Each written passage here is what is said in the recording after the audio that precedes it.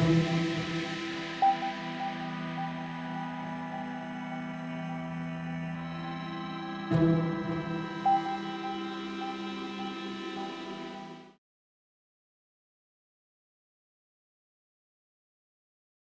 un gusto otra vez estar aquí con ustedes en este conversatorio por medio del canal de YECRIM. El día de hoy tenemos un tema en términos de cómo podría ser el escenario que están viviendo hoy en día las familias, específicamente las mujeres. ¿Qué les espera en este confinamiento de larga duración? Acá en México ya tenemos bastantes días, sobrepasamos los 40 días de encierro que se habían pues primeramente estipulado. Las clases estaban planeadas para entrar ya desde hace algunos días próximos, pero bueno, pues tenemos una tendencia a que se prolongue la vida cotidiana en nuestro país. Pues esto ha traído, como les he comentado, bastantes opiniones al respecto. Se ha pronunciado bastantes organizaciones de la sociedad civil, especialistas, en términos de cómo va a ser el contexto de las mujeres y, en ese sentido, cómo va a incrementar la violencia contra las mujeres. Hace poco escuchamos al secretario ejecutivo y escuchamos también en la Ciudad de México cómo habían incrementado las llamadas 911 para poder atender el tema de la violencia contra las mujeres. Recientemente también, como es costumbre, el secretario ejecutivo del Sistema Nacional de Seguridad Pública cada 20 de mes da unas estadísticas de cómo han sido las incidencias delictivas en términos generales. Y cuando abordamos el tema de violencia familiar, pues yo me encuentro con una sorpresa contraria a lo que normalmente está diciendo los especialistas y estas organizaciones. El secretario ejecutivo reporta una incidencia de violencia familiar de 14.591 a nivel nacional, 7.88% menos respecto a el mes anterior. Esto, por supuesto, está lleno de críticas, esto, por supuesto, que levanta una serie de sospechas sobre el uso de los datos, amén de la cifra negra. Sin embargo, pues el tema que como, por ejemplo, operadores del sistema de atención, como es Gloria, lo vamos a mirar en unos momentos, pues se topa con una realidad distinta a lo que dicen los números. Tenemos un tema bastante polémico, un tema bastante interesante. Les recuerdo la dinámica del conversatorio. Cada una de las panelistas tendrá hasta de 5 a 10 minutos para poder tener su intervención. Posteriormente tendremos 30 minutos para llevar una dinámica con la audiencia que pueden estar preguntando, generando algunos comentarios. Yo se los haré llegar a las panelistas. Y finalmente cada una de ellas cerrará con 3 minutos con sus aportaciones generales del conversatorio y una que otra propuesta que tengan en mente que deba de ser tomada en cuenta por la audiencia. Pues sin más, quiero darles la bienvenida a todas las panelistas, a María Tere, a Paula, a Gloria, que bueno, son especialistas desde diferentes ámbitos del tema. Ellos han abordado y han estudiado ya el tema de violencia de género y el tema de violencia familiar desde hace algún tiempo. Y bueno, pues comenzaremos con la participación de Maritere. Le diré un poco de su síntesis curricular. Ella es licenciada en Derecho por la Universidad Autónoma del Estado de México. Es especialista en Derecho de Amparo, así como en Derecho Penal por la misma universidad. Es maestra en Criminología y Política Criminal por el Instituto Nacional de Ciencias Penales y es alumna del programa de doctorado en Humanidades en la Universidad Autónoma del Estado de México en el área de Ética Social, becaria CONACYT. Colaboradora, por supuesto, en el Instituto de Estudios Criminológicos Transdisciplinarios. Mariteri, buenas noches. Hola, buenas Pues bueno, noches. te dejamos el micrófono. Cuéntanos, ¿cómo miras tú la problemática? Bueno, pues primero agradecer la invitación porque me parece que este es un tema que se puede mirar desde diferentes perspectivas. Creo que el simple hecho de manifestar no una disparidad entre los datos, pues nos da muchos elementos de análisis. Pero desde mi punto de vista, a mí me gustaría más bien contextualizar esta violencia familiar en este entorno de desigualdad, pues en este país, porque nos estamos centrando un poquito en las cifras y me parece que no estamos observando algunos otros elementos que hay en este contexto que a mí me parece que son pues más importantes, ¿no? Entonces, Claro. voy a empezar diciendo lo siguiente, ¿no? Esta violencia ejercida contra las mujeres se encuentra relacionada con diversas problemáticas, como son la pobreza, la exclusión social, las relaciones de poder y dominación. Ya sabemos que esto culmina con un feminicidio en algunos casos, pero a todo este contexto se suma un panorama de pandemia, ¿no? Yo creo que mi primer elemento sobre esta charla es que ya teníamos todo un problema, toda una crisis de violencia, pero ahora se nos presenta esta crisis dentro de este panorama de la pandemia. Entonces, mi elemento, mi concepto guía alrededor de esta pequeña charla o de estas pequeñas reflexiones, pues es la desigualdad y la diversidad realmente en este tema. Entonces, la medida sanitaria para mí de quédate en casa trajo aparejado una falsa idea de igualdad en la cual durante la emergencia se ha pretendido dar a la población un trato de iguales, que sin tener las mismas condiciones de vida, se les obliga a actuar como si las tuvieran. Entonces, me parece que esta medida, en un primer momento, pues, es una apariencia, ¿no? Porque no consideramos otros elementos que son importantes y que son detonantes para esta violencia, ¿no? Dentro de la pandemia. Quisiera señalar que, bueno, como ya lo decía Michelle Bachelet, la alta comisionada de Naciones Unidas para los Derechos Humanos, ella ya manifestaba y alertaba que las niñas y las mujeres podían verse desproporcionalmente afectadas por los impactos de esta contingencia sanitaria, porque el continente americano es uno de los continentes con mayores desigualdades. Ahora, si a esto le sumamos que según los datos de la ONU, en México se asesinan diariamente 9 mujeres, entonces el contexto de esta violencia contra las mujeres forma parte de una violencia estructural, cuyos efectos considero que se agravan, pero de diferentes maneras durante esta contingencia sanitaria. Se ha puesto en la mesa de debate si la contingencia es un factor casi exclusivo en el cual se ha incrementado la violencia contra las mujeres. Yo coincido con María Salguero, que es la creadora del mapa de feminicidios en México, y creo que la violencia machista no es exclusiva del confinamiento. Pienso que no podemos determinar el decremento o incremento de la violencia contra las mujeres solo con base en el número de denuncias que se ha utilizado como indicador. En el caso que referías, Daniel, con relación a la participación, la intervención que tiene la maestra Gloria desde de su trinchera, ¿no? En esta área de atención a víctimas, pues evidentemente que los datos oficiales de ninguna manera coinciden con los datos que se ven en la práctica diaria y que estos casos pues también pueden ser rebasados. Pero hay más elementos de análisis sobre los que quisiera reflexionar. Bueno, voy a tomar como referencia solamente, a manera de ejemplo, dos referencias, solamente a manera de ejemplo, porque dado el formato en el cual nos encontramos, pues es muy cortito. Voy a tomar la referencia del Secretario Ejecutivo Nacional de Seguridad Pública, que ha señalado que las llamadas de emergencia han sido por diferentes tipos de violencia: abuso sexual, acoso sexual, violación de pareja y violencia familiar.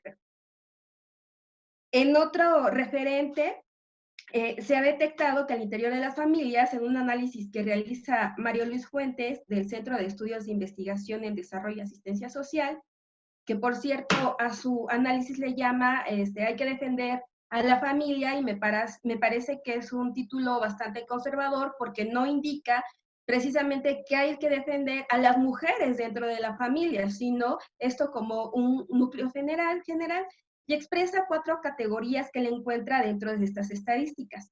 Violencia familiar, violencia de género distinta a la violencia familiar, el incumplimiento de obligaciones de asistencia familiar y otros datos que él deduce que son delitos contra la familia.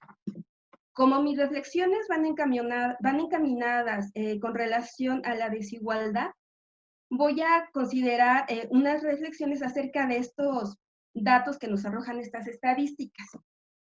Y podemos advertir que dentro de este tipo de violencia contra las mujeres se encuentra ausente un tipo muy importante que ninguna de estas dos relaciones o que algunas otras relaciones que he revisado pues enumera, ¿no? Y que me parece que es una de las más importantes y que tiene una estrecha relación con la violencia estructural y la desigualdad. Y me refiero a la violencia económica y a la violencia patrimonial. Con excepción de la falta de cumplimiento de las obligaciones alimentarias, que también es un impacto importante dentro de esta dinámica, pero que esta se relaciona con la violencia económica. Para continuar con este análisis, quiero hacer una consideración muy importante. Espero ir hilando y llegar a un punto al final. Quienes nos dedicamos al estudio de la violencia contra las mujeres, sabemos lo difícil que es para una mujer reconocer estar en esta situación y pedir auxilio, así sea una llamada al Locatel o al 911, porque significa que estas mujeres están desnaturalizando esta violencia, están tratando de salir de este ciclo violento que posiblemente es una antesala del feminicidio. Sabemos que esto es un logro, porque es uno de los puntos de riesgo más alto en la violencia contra las mujeres. En esta dinámica de querer salir de esta violencia, lo que hace el agresor es intensificar, ¿no? Este dominio, las formas de agredir, con este afán de no perder el control. Cuando las víctimas deciden establecer como límite un no, un hasta aquí y un nunca más. Este es un foco rojo muy importante. De ahí la importancia de las medidas de protección que se han de tomar al denunciar, al demandar el divorcio, la guardia y custodia, pensión alimenticia y la pérdida de la patria potestad. Entonces, me parece que estos llamados, ¿no? Estos llamados de emergencia, de ayuda de las mujeres, encierran en sí un simbolismo muchísimo más grande, que es esta idea de pretender o de querer salir de este riesgo. Y no es tan fácil porque necesitamos pensar cómo estamos respondiendo como sociedad en general, pero las instituciones, cómo están respondiendo a estas alertas, que es a lo que me refería en un inicio, cuando decía que, bueno, hay otro análisis más importante que solamente establecer si es más o menos las llamadas. Yo me parece que la estadística nos proporciona una mirada porque contextualiza y dimensiona lo que está sucediendo en un espacio y en un tiempo. En este momento cierro este paréntesis nada más para señalar que estas llamadas de auxilio son muy importantes, que hay que considerarlas como focos rojos importantes donde podemos tomar muchísimas medidas. Pero para continuar con mi línea de desigualdad, entendemos que para salir de este ciclo se necesitan medios económicos que garanticen la calidad de vida de las mujeres. De ahí la importancia de hacer el énfasis en la violencia económica y la patrimonial, ya que algunas veces las mujeres se quedan sin recursos, enfrentándose a un mercado laboral que distribuye oportunidades de forma inequitativa. Hemos visto paulatinamente que los derechos sociales se han ido desdibujando a través de reformas constitucionales o incluso que impactan directamente en la Ley Federal del Trabajo, que han decantado en inestabilidad laboral, en salarios precarios y la imposibilidad de acceder a un sistema de salud y en general a un sistema de derechos sociales. Esto trae consecuencias graves en este contexto de emergencia sanitaria, aunado a la violencia, a la crisis de violencia contra las mujeres, pues que ya vivíamos. Y me parece que en este momento también es importante ser portavoz de muchas mujeres que además de vivir esta violencia, hacen otro llamado de auxilio bien importante en este momento. Y me refiero a estas mujeres que en las cuales señalan que diversas empresas han tomado la decisión de manera unilateral de despedir a las trabajadoras, modificar los salarios en su detrimento, extender los días de trabajo pagando solo la mitad de su sueldo, además de generar incertidumbre sobre conservar su lugar de trabajo después de esta medida, en beneficio, por supuesto, que de las empresas. Y en el caso del campo, pareciera que los indicadores pasan por alto la vida de las mujeres indígenas. Lo mismo pasa con las mujeres que estando dentro de este contexto tienen alguna discapacidad que se suma a la violencia de género y que se suma a esta violencia estructural y que por supuesto no tienen posibilidades económicas. Si le agregamos enfermedades o por cuestiones de edad no pueden encontrar, las podemos encontrar dentro de los grupos vulnerables, pues podemos entender que esta violencia en este panorama de pandemia, pues no se vive de la misma manera. Hay una diversidad en las experiencias, en las condiciones de vida, que no nos permiten en este momento pues reaccionar inmediatamente sobre lo que está sucediendo, aunque hay algunas maneras, hay algunas prácticas muy interesantes. Para cerrar mi comentario, quiero decir que estaba pensando que, bueno, si algunas mujeres ya habían logrado de alguna manera la independencia económica, en este momento, en algunos casos, quizá tendrán que someterse nuevamente a este control económico dentro de este contexto, ¿no? De la familia, con la finalidad de sobrevivir en esta cuarentena. En otros casos, pensemos en las mujeres que tienen guarda y custodia de los hijos y evidentemente al disminuir los sueldos de los deudores alimentarios, pues se reduce el monto de la pensión alimenticia, ¿no? Y si ellas no tienen un salario, pues estaremos en términos de que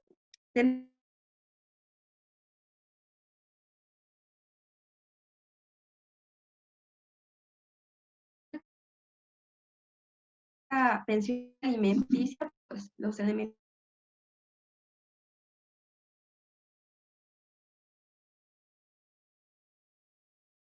situación de violencia quizá tengan algunos recursos, pero no han desarrollado las capacidades necesarias para aprovecharlos. Las capacidades en una mujer es algo muy importante porque aunque tengamos los medios, no tenemos las formas para poder aprovecharlos.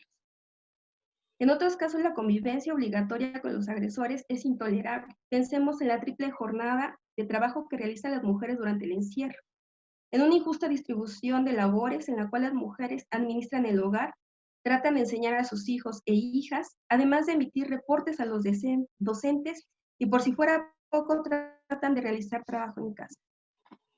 Tenemos que entender que antes de la pandemia ya nos encontrábamos enfrentando los estragos de estas violencias. Quizá éramos conscientes de las desigualdades, pero no las habíamos vivido de cerca, con miedo y con incertidumbre. Y ya está aquí mi Muchas reflexión. gracias.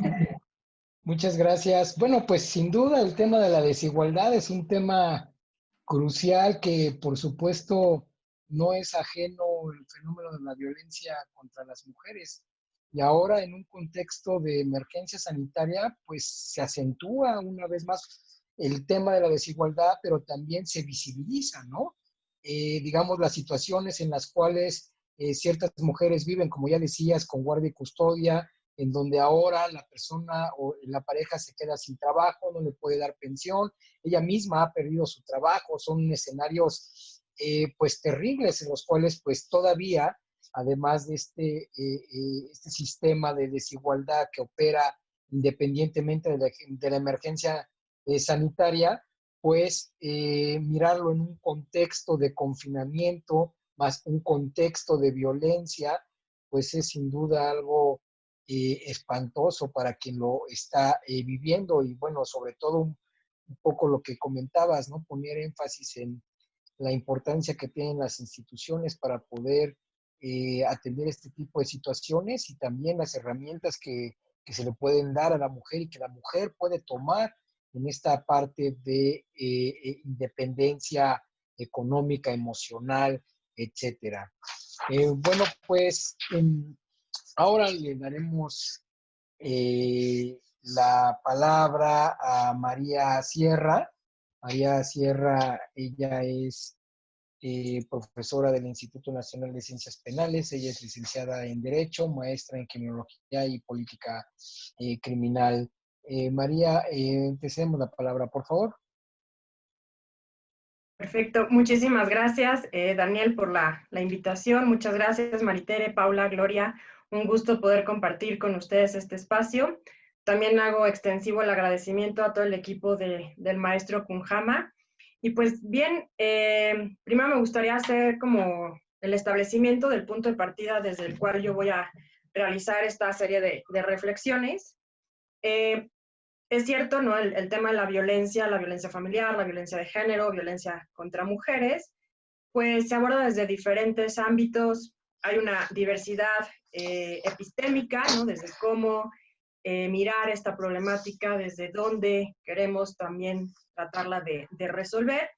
Y entonces voy a establecerlo. La forma en la que yo he hecho estas reflexiones son productos de mi formación en criminología con visión prospectiva, es decir, también viendo un poco hacia el futuro este planteamiento de escenarios y pues con un reconocimiento previo de que las violencias son un problema complejo, que no hay una sola explicación de por qué las tenemos presentes y por qué se dan en diferentes contextos y hay diferentes actores involucrados. Y finalmente, pues la parte que yo utilizo para poder hacer este tipo de análisis es la seguridad humana. No me apego tanto a la cuestión de perspectiva de género, porque me parece que dejamos fuera a veces algunos elementos que pueden ser también interesantes poder considerar para hacer este tipo de ejercicios. Y pues bien, el tema de la implicación primero de las violencias, ¿no? Me parece que es un tema fundamental entenderlo en un sentido plural, entenderlo además como una problemática que presenta muchos factores y que el aspecto cultural tiene un valor pues, y un peso muy importante en tratar de explicar por qué se dan las violencias en términos generales. Hablar de violencia en la familia o violencia familiar, pues también nos llevaría a hacer una revisión de lo que entendemos hoy por familia, el contexto familiar, lo que es la casa, ¿no? El hogar, que pues también son espacios en donde se van dando este tipo de violencias. Obviamente el contexto del confinamiento, la emergencia sanitaria, pues el que nos estamos viendo obligados a mantenernos en un espacio, pues también es una variable que hay que ir definiendo porque el propio encierro o el confinamiento tiene características que también genera factores de riesgo, de estrés y ciertas condiciones de vulnerabilidad que pues no se darían en otro tipo de momentos históricos como el que estamos viviendo. Y la última parte que me gustaría como considerar de variable para la explicación que me gustaría compartirles son los procesos de normalización previos a la pandemia, ¿no? Y entonces voy a colocar esta cuestión del quédate en casa, ¿no? Como un factor que reveló y puso en evidencia muchas cosas y situaciones que a nivel social y político pues habíamos dado por sentado, ¿no? Por ejemplo, desde la cuestión de pues partir del hecho de que todos tienen casa, ¿no? Cuando no necesariamente es en las condiciones donde a lo mejor cada uno de nosotros habita. Quizás hay personas que lo que tienen como casa es un cuarto, ¿no? Y que comparten a lo mejor áreas comunes, a lo mejor son vecindades, a lo mejor son edificios con o no con lujos, con acceso a ciertas plataformas, con medios de entretenimiento. Y entonces el quédate en casa de forma general pues puso en evidencia que no todo el mundo tenemos el mismo espacio para podernos quedar en casa y que la casa sea sinónimo de lugar seguro para evitar un contagio, ¿no? Ahora con el tema del COVID-19. Y también dimos por sentado que el quédate en casa, pues podía ser similar en todas las partes, incluso del mundo, ¿no? Nos estamos dando cuenta que no es así. En México hay una gran cantidad de realidades, como de hogares, como de condiciones. No para todo mundo significa lo mismo en términos de seguridad, en términos de tranquilidad y de comodidad, el poderte quedar en casa. Y entonces esta situación fue poniendo en evidencia mucho más notoria hechos que asumimos como aspectos normales.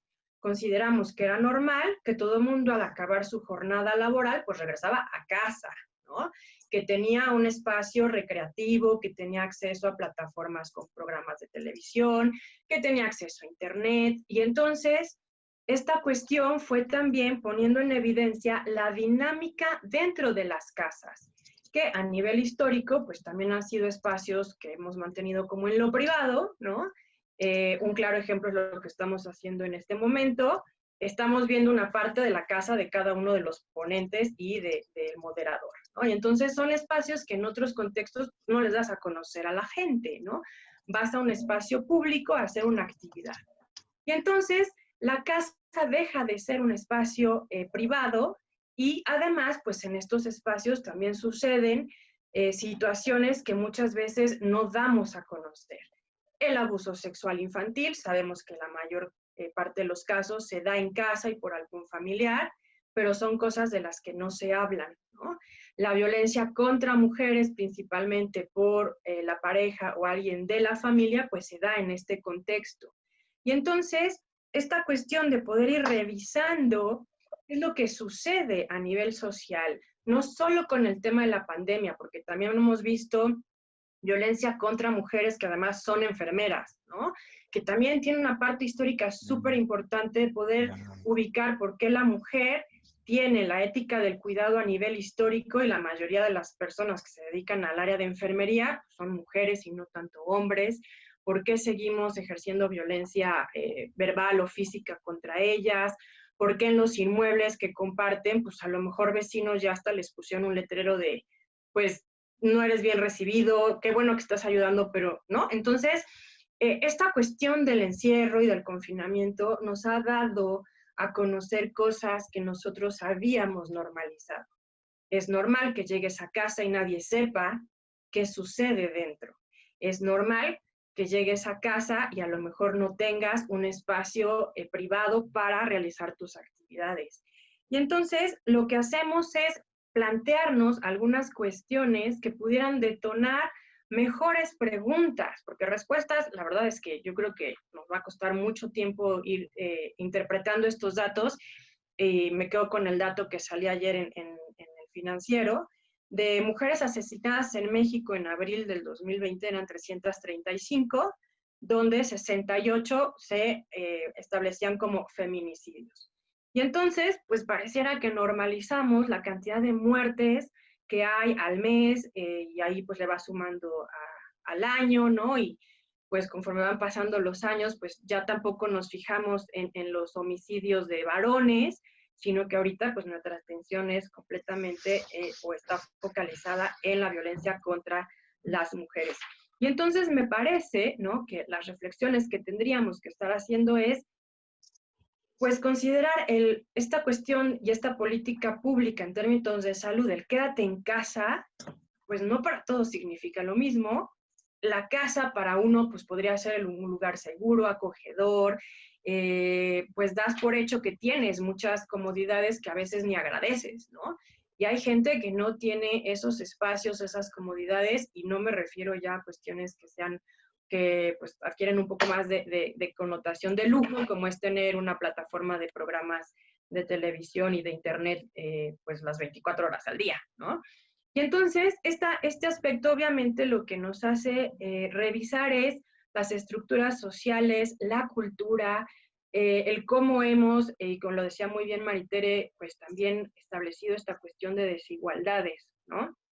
Y no solamente una cuestión de género, sino una desigualdad también por cuestiones de posición geográfica, de geopolítica, condiciones en donde también hay aspectos de vulnerabilidad que se van sumando, ¿no? Claro, si tú tienes una persona con COVID, ¿no? ¿Quién va a dedicarse a cuidarlo? Pues seguramente va a ser una mujer, ¿no? Y seguramente esa mujer, si tiene hijos en edad escolar, pues está haciendo la escuela en casa, ¿no? Y si además la persona que quizás le podía ayudar a hacer, preparar alimentos ya no acude, pues también tiene que guisar. Y si además tiene que, entonces le vamos sumando una serie de actividades, ¿no? A lo que ya se venía haciendo que consideramos que era normal. Que las actividades del hogar, a la educación y crianza de los hijos sin un sueldo.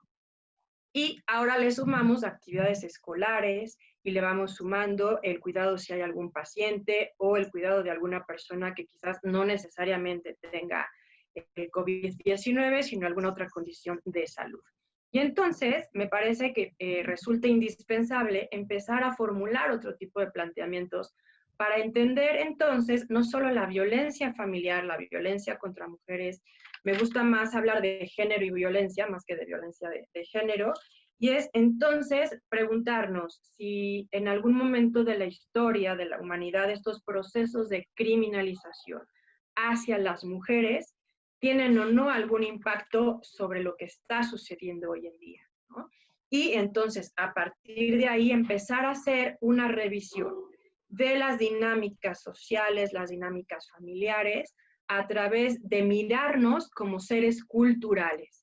¿Y esto a qué nos lleva? ¿No? Pues bien, nos permite hacer una revisión de nuestros sistemas de creencias, ¿no? Porque muchas veces queremos nosotros como autoridad, como gobierno, como académicos, resolver la problemática de las mujeres, la violencia de género, la violencia familiar, ¿no? Sin hacer una revisión de la importancia que tiene la manera en la que hemos sido educados, la manera en la que hemos asumido ciertos roles que están inmersos en las dinámicas que tienen una raíz en la parte cultural, ¿no? Y entonces, aprovechando esta temática pues, de la violencia familiar, también habría que hacer una revisión de qué papel es el que juegan las mujeres dentro de su propio árbol genealógico.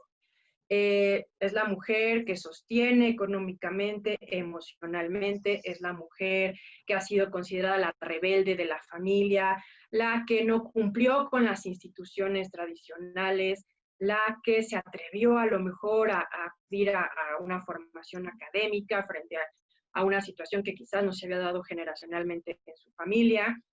Y entonces vamos también sumando estos aspectos de creencias de los roles que las mujeres deberían jugar y que muchas veces en un acto de rebeldía no lo hacen.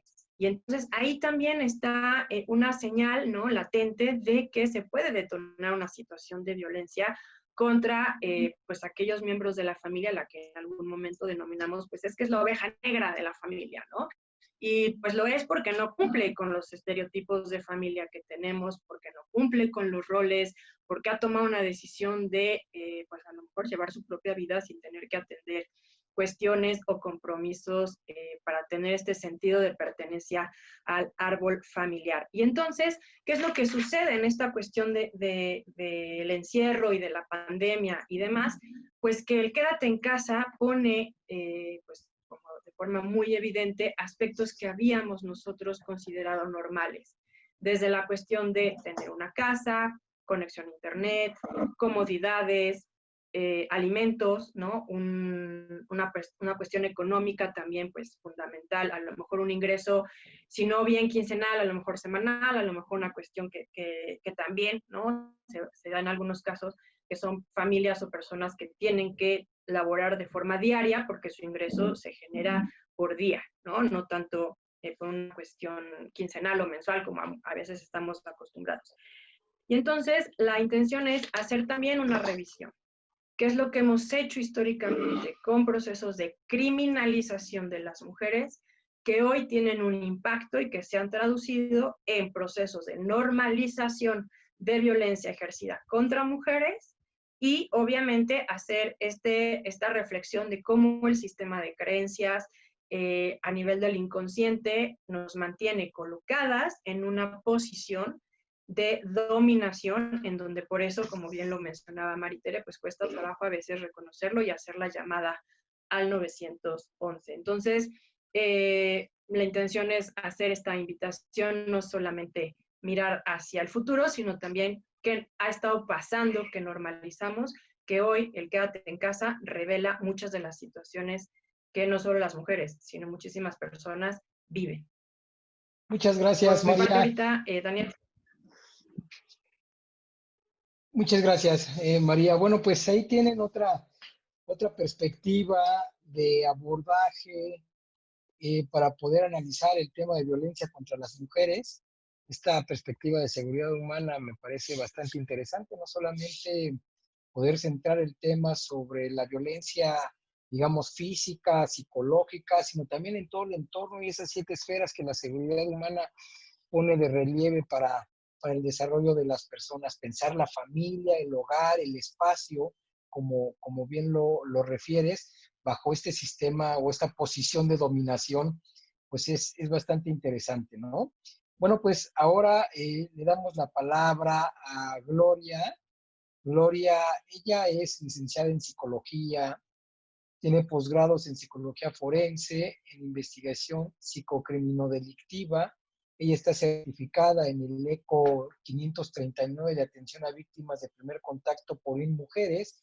Tiene diversos diplomados en temas de violencia, y ella es profesora de la UAM, en la especialidad, perdón, en la carrera de seguridad ciudadana. Actualmente ella es titular de la Unidad Especializada contra la Violencia Intrafamiliar y de Género, o EPAVIG, del municipio de Chimalhuacán. Bienvenida, Gloria. Siempre, pues, para mí en lo particular es un gusto platicar contigo con toda la experiencia que tienes en el campo. Y bueno, conjugar estas dos partes entre la parte académica y la parte práctica siempre es muy enriquecedor.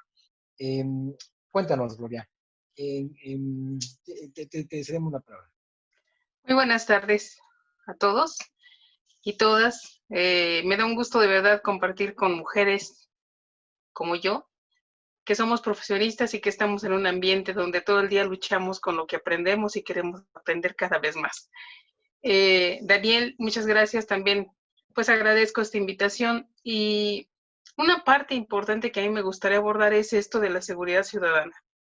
Yo trabajo en un área de atención a víctimas de violencia intrafamiliar y género donde manejo 40 policías. Policías que de alguna manera se han ido especializando en la atención a víctimas, policías donde hemos formado gente que se dedique a buscar, a hacer una célula de búsqueda que busca a aquellos extraviados, perdidos, secuestrados, X, todo lo que se puedan imaginar de seguridad.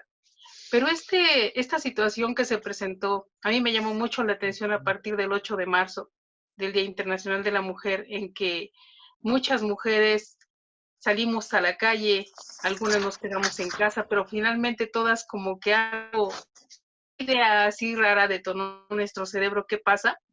Muchas mujeres se solidarizaron ante esta situación de hacer un paro. Sin embargo, desde mi punto de vista, considero que no es la manera.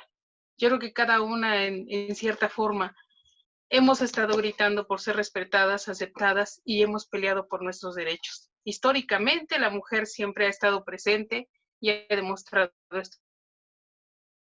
Sin embargo, esta situación de la pandemia, yo veo un gobierno ausente, veo un gobierno sin estrategias de trabajo reales cuando sabían que ya venían esta clase de situaciones. Ellos tenían conocimiento de qué estaba pasando con la sociedad y lanzan de repente quédate en casa. Aquí en Exahualcoyo lanzan un día más de vida, no salgas de tu casa. Imagínense la agresividad que causan ante un impacto auditivo. Y para colmo, nos vamos a los medios de comunicación, enciendes el televisor, prendes el internet, ves el Face. Todo esto es una contaminación que desgraciadamente, de manera mental, nuestra salud mental está deteriorada. Y no solamente nuestra, las de nuestros niños. Estos niños que hoy han generado estrés en el perro, en el gato, en la señora, en la abuela, en la tía, en toda la gente con la que están, y ellos mismos. han tenido ideas locas e incluso puedo decirles que suicidio. Las madres de familia desesperadas, porque cada una de todas, y los padres también, no digo nada más las mujeres, todos estamos viviendo este encierro de una manera diferente de acuerdo a nuestra condición de vida y cada uno la está resolviendo de acuerdo a su condición de vida. La experiencia ha sido muy dura, porque finalmente a la unidad, si antes me llegaban 5 casos al día, hoy me llegan 10, me llegan 15, 20 llamadas, reportes de muchachos que se salieron de la casa de 8, 9, 7, hasta 11, 12, 20 años. ¿Dónde están? Se fastidiaron del estrés que está en casa y se salieron. ¿Y dónde están? Pues algunos ahí paseando en el centro comercial, aunque no hay nada, otros con la prima, otros con la tía. Se les hizo fácil salirse un rato porque están hartos de estar en casa. ¿Por qué? De alguna manera, la misma casa se ha convertido en una cárcel. Le tengo miedo a todo, dice la señora. Tengo miedo de estar con mi marido ahí porque como ya no tiene dinero, ya no hay cerveza. Esto de la ley seca también les afectó. Ya no hay cerveza. Mis hijos gritan, no tengo para darle de comer al perro. Todo esto. Entonces es una bomba de tiempo. Salgo a la calle, no tengo ya para los cubrebocas que tengo que utilizar porque ya los que tenía se me acabaron. Me voy a hacer uno de tela, pero si salgo a la calle y si me contagio, o sea, este temor social que se está viviendo ha generado definitivamente un estrés increíble en todas las familias, en todas las personas. Y entonces, dentro de la policía, ¿qué hacemos? Acudimos al llamado, al reporte que se hace, y resulta que tratamos de consolidar la situación, de tranquilizarlos, de decirles, miren, ahorita no hay ministerios públicos. ¿Qué hice? Yo hice una petición al gobierno del estado para que me llevara ministerios públicos al área que yo tengo. Que tuviera yo ahí 2 médicos, que tuviera un médico forense, otro general y que me permitieran un ministerio público que pudiera ayudarles a las señoras a iniciar una carpeta de investigación. Pues sí, tardaron, pero sí fueron, ahí estuvieron. Pero ¿qué sucedía? Que los atendían a 1 metro de distancia y les decían a las señoras, primero es tu denuncia vía internet, ya que tengas el folio vienes y te la continúo. El médico legista, si venían con lesiones, híjole, es que no tengo aquí ni alcohol, nada más te reviso así y yo creo que te vas a tener que ir a un hospital. ¿Quién se va a querer ir a parar a un hospital ahorita? Nadie. Entonces las mujeres salen nuevamente lastimadas, nuevamente revictimizadas y con esa falta de confianza a las autoridades porque ya no tienen credibilidad. La insensibilidad que existe en los ministerios públicos para atender problemáticas de violencia es increíble, se los juro. Si llevas a una menor por abuso sexual, pues ¿qué andaba haciendo? Pues ustedes si se supone que están encerrados en la casa, ¿cómo es que se les salió? ¿Cómo es que si el primo se pasó de listo dentro de la casa, usted no se dio cuenta, pues qué estaba haciendo, viendo su telenovela? O sea, las empiezan a revictimizar, a regañar y quieran, ¿cómo les diré?, juzgar la actitud de la madre de familia cuando no saben en realidad la condición de vida en la que están. Esa es otra situación. Y luego, si te encuentras a un policía que no está sensibilizado para atender los casos de violencia que actualmente ahorita se están presentando, ay, señora, métase a su casa y enciérrese. ¿A dónde la voy a llevar? Mire, no traigo ni guantes. Y hágase para allá porque me parece que vaya a contagiar. Y si en un momento dado, los policías con los que yo estoy trabajando ahorita, se me han enfermado algunos de enfermedades respiratorias simples, afortunadamente no ha habido nada grave, aunque sí hemos sabido de decesos de personas. Pero los mismos policías ya generaron una, ¿cómo les diré?, una enfermedad psicológica. Son psicosomáticos y han creado enfermedades ellos mismos. Digo, ¿tú estabas bien ayer? ¿Qué pasó hoy? No, pues no sé, es que me siento estresado, me siento nervioso, mi familia, ellos también piensan en su familia. Hubo 2 compañeras, mujeres que tenían 3 meses de haber nacido su bebé, se me pusieron mal, emocionalmente se tronaron, lloraron y me pidieron que yo buscara la manera de dejarlas ir a su casa y estar en su casa y no atender gente porque ponían en riesgo a su familia.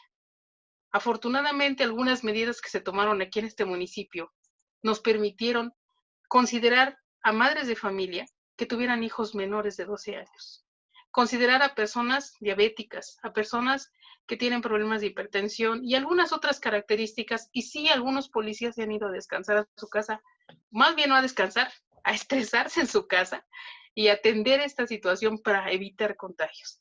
Pero los que se han quedado afuera y que diariamente están en las patrullas, encontramos a veces familias totalmente insensibles que salen con sus 5 o 6 hijitos a caminar, sin importarles nada, sin protección alguna.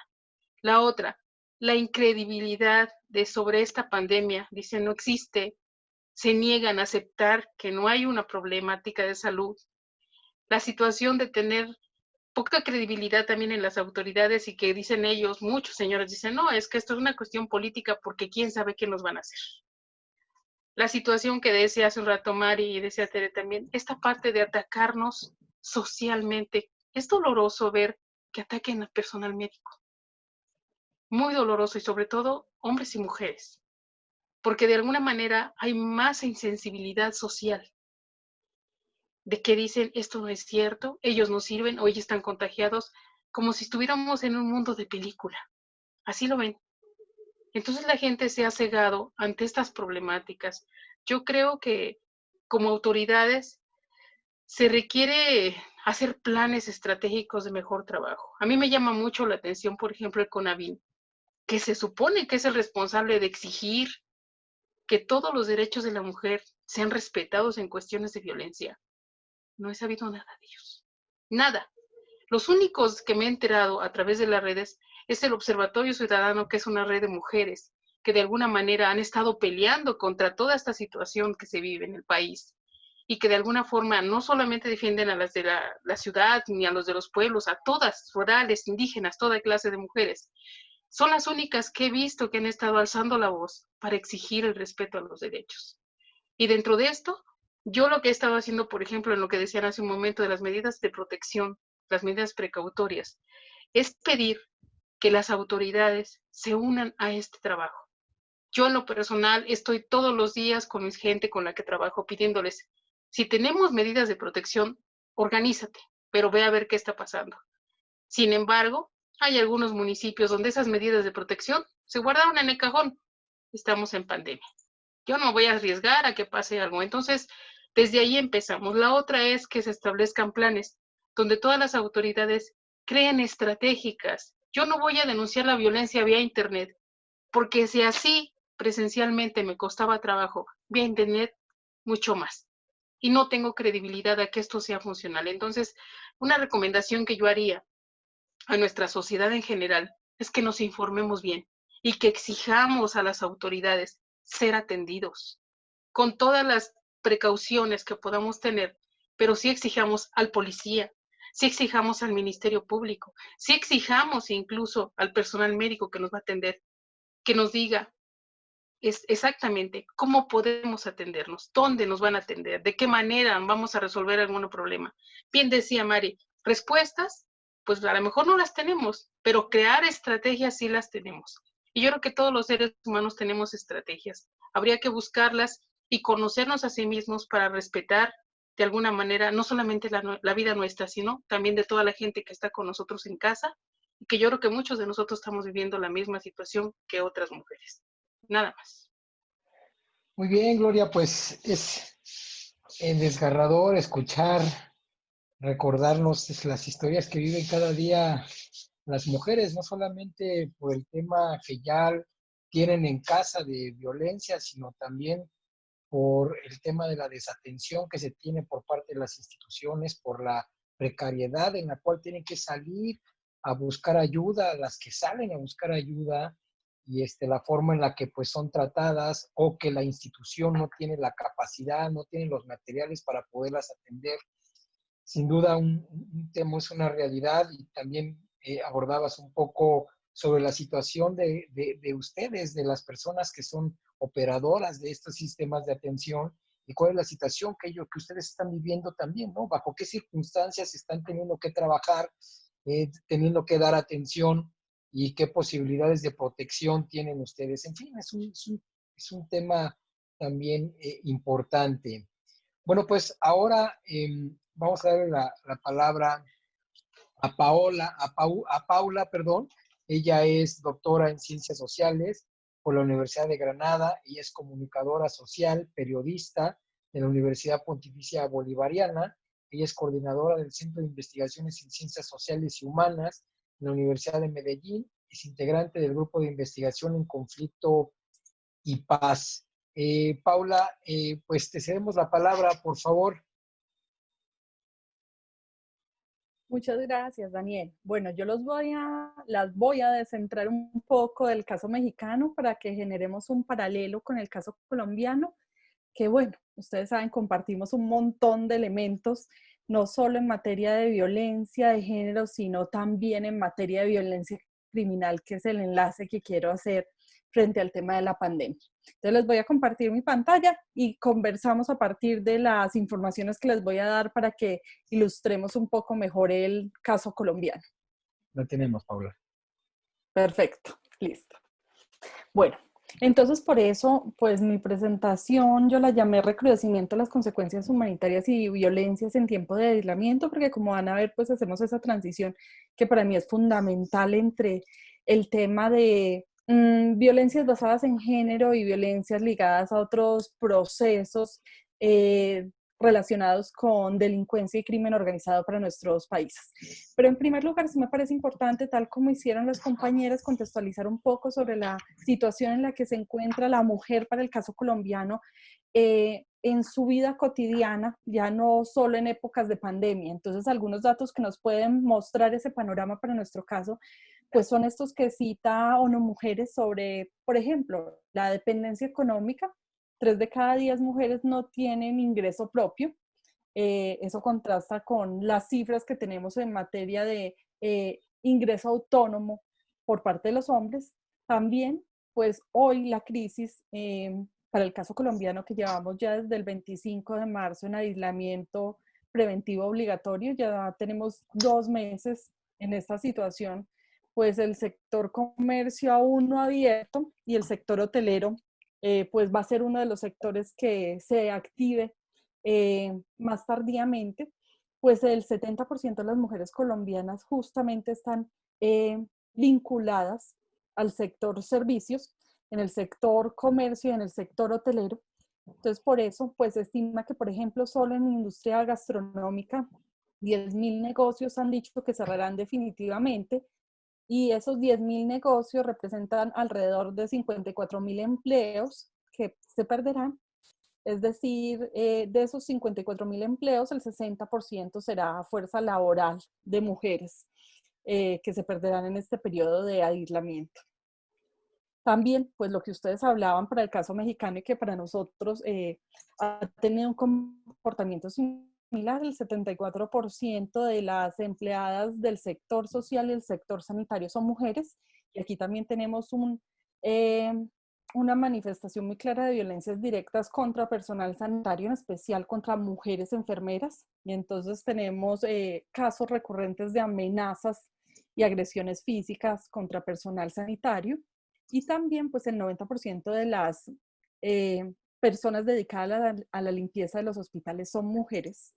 Y además, pues como hablaban ustedes hace un momento, pues esto también nos vincula al tema de trabajo doméstico y trabajo de cuidado no remunerado, que en el caso colombiano, según estadísticas de nuestro Departamento Nacional de Estadística, pues representaría el 20% del PIB. Es decir, las mujeres, una fuerza laboral fundamental en el caso colombiano, pero en los peores escalones en materia de ingreso, remuneración y vinculación laboral, y pues las más golpeadas en esta época de pandemia en materia de violencia económica. ¿Qué tenemos? Partiendo de ese análisis básico que tenemos en materia de incremento de la violencia en contra de las mujeres en el periodo de aislamiento preventivo, pues en Colombia podemos decir que 3 de cada 10 mujeres reportan violencia por parte de sus parejas, y el 77% de la violencia sexual ocurre al interior de la vivienda. Y entonces esa situación, una situación recurrente de violencia de pareja y una situación muy complicada de violencia sexual al interior del hogar, pues se vio representada en ese periodo de aislamiento preventivo, tenemos estadísticas a nivel nacional solo de las 2 primeras semanas del aislamiento. Como les digo, empezamos 24 de marzo, pero algunas ciudades cerraron antes. Eso fue un fin de semana, un puente, y entonces cerró desde el viernes, entonces eso empató. Entonces realmente el 25 de marzo no es la fecha exacta porque es del 20 de marzo, es decir, desde el fin de semana anterior ya estaban las ciudades cerrando. O sea que ya llevamos un poco más de 2 meses, casi 2 meses y una semana. Se recibieron en esa primera semana, pues, 578 llamadas en el país por parte de la Fiscalía. Yo sé que los datos para ustedes no son muy representativos porque nuestras proporciones son distintas. Por lo tanto, la población se ubica en los Andes. Entonces, para el caso colombiano, pues la cifra sí es muy diciente porque hay un incremento del 79% en el número de llamadas para denunciar violencia intrafamiliar a la Fiscalía, y eso representa más o menos 132 casos en una semana, ¿cierto?, de violencia intrafamiliar y 55 de abuso sexual. Bogotá, que es la principal ciudad de este país, tiene 8 millones de habitantes, representa más o menos el 30% de la población y también pues hoy representa el 30% de los casos de contagio. En esa misma semana habilitó una línea que llamó la línea púrpura, y en esa primera semana de habilitación de la línea, pues las llamadas crecieron un 230%. Miren que el dato de Fiscalía para todo el país era de 500 algo llamadas, para Bogotá, solamente para Bogotá fueron 1.336 llamadas, distribuidas así: violencia psicológica, la principal violencia denunciada, luego le sigue violencia física, violencia económica, violencia patrimonial, y bueno, tenemos violencia sexual con un 4% y violencia verbal con un 1%. Pero miren que el efecto inmediato fue violencia psicológica y violencia patrimonial, volviendo a ese análisis que hacíamos sobre esa ubicación desventajosa que tenemos las mujeres en materia de subordinación a partir del empleo. Esta es una gráfica de homicidios hombres-mujeres para todo el año, y podemos ver el descenso tanto en los homicidios de hombres como de mujeres en el periodo de aislamiento preventivo, meses de abril y de marzo y abril. Mayo todavía no lo tenemos porque esa fecha es a corte 7 de mayo. El descenso es proporcional, ¿cierto? Se redujo tanto los homicidios de hombres como de mujeres, más o menos en el 50%. Sin embargo, pues una preocupación nuestra tiene que ver con el tema de feminicidios. Para el periodo de aislamiento, esa primera semana, la misma que analizamos anteriormente, ONU Mujeres dice que hubo alrededor de 12 feminicidios en Colombia. Y en todo el año llevábamos 37 feminicidios.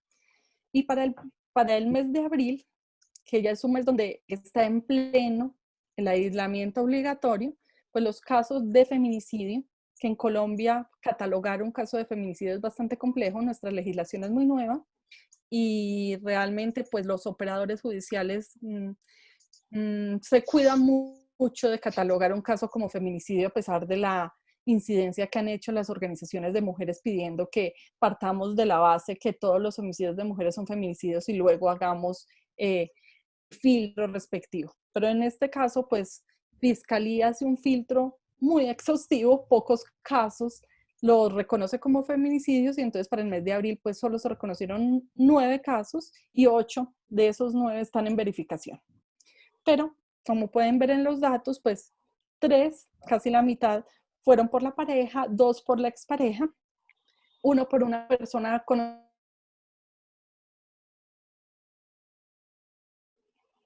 5 de estos feminicidios ocurrieron en la vivienda, uno en zona boscosa y otro en un caño, un río.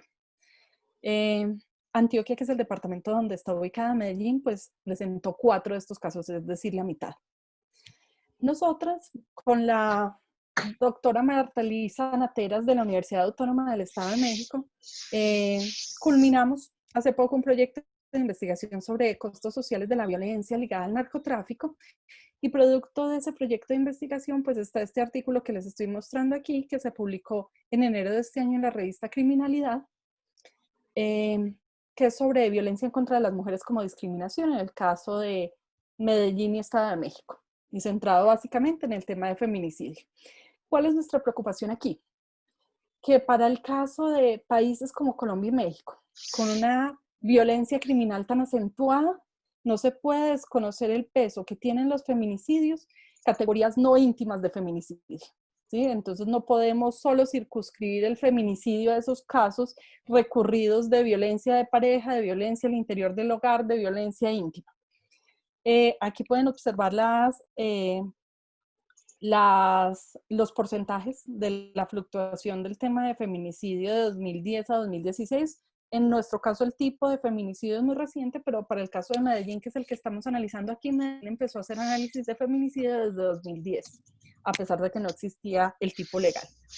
Y entonces, por ejemplo, encontramos para el caso de Medellín que los feminicidios no íntimos suman porcentajes tan altos que podrían llegar casi en algunos años hasta el 50, un poco más del 50% de los feminicidios en total catalogados por la institución. Es decir, tendríamos una proporción casi equivalente de feminicidios íntimos y feminicidios no íntimos. Para el caso de Medellín, por ejemplo, no íntimos son los relacionados con el conflicto armado, que es un tema del que ya vamos a hablar, los ligados a circunstancias y contexto, los de conexión. Y miren que, bueno, la delincuencia común, uno de los grandes perpetradores, en 2010-2011 fue más o menos la mitad de los perpetradores que se ubicaron en estos feminicidios, y la violencia, la delincuencia organizada, pues ha ocupado entre 2010 y 2016, que fue el periodo de análisis, el 10% de los casos. Entonces, por eso, pues es importante reconocer esas otras variables ligadas al feminicidio que nos sacan del ámbito íntimo. Y eso es lo que está pasando en el tema de pandemia. ONU Mujeres, para el caso de Colombia, generó una alerta por 5 tipos de violencia, aquí tengo un error, contra las mujeres, que podrían ser los más recurrentes en este periodo de aislamiento obligatorio. Pues violencia intrafamiliar y sexual, que es de la que venimos hablando, y violencia cibernética, que es otra que podemos ligar muy cercana al tema de violencia sexual. Pero para el caso colombiano hay 2 temas en los que quiero llamar la atención. El tema de explotación sexual y tráfico, en especial de migrantes y trabajadoras informales, y en el tema de riesgo de defensoras y defensoras de derechos humanos, perdón. En el primer caso, migrantes. Inmigrantes tiene un apellido aquí claro en el caso colombiano, que es el tema de migrantes, mujeres migrantes venezolanas, y el tema de explotación sexual. Población altamente en riesgo en el caso colombiano, incluso teniendo en cuenta que hoy un buen porcentaje de la población migrante venezolana está retornando a su país o está solicitando apoyo para el retorno al gobierno colombiano, pero ese mismo retorno se está haciendo en unas condiciones muy altas de precariedad y sin ninguna protección humanitaria. Caravanas de personas caminando en las carreteras colombianas para tratar de llegar a la frontera, porque necesitan volver a su crisis de empleo informal que está motivando al retorno. Pues los datos sobre migrantes venezolanas vinculadas al tema de explotación sexual no son muy recientes, pero eso nos da un panorama interesante para saber la problemática. En Colombia, 1 de cada 3 trabajadoras sexuales es venezolana. El 37% son jóvenes entre 18 y 25 años. Y el 50% de esas jóvenes entre 18 y 25 años ya terminó su bachillerato, e incluso un 33% tiene un título universitario. Y además, pues manifiestan directamente haber sido víctimas de violencia de algún tipo.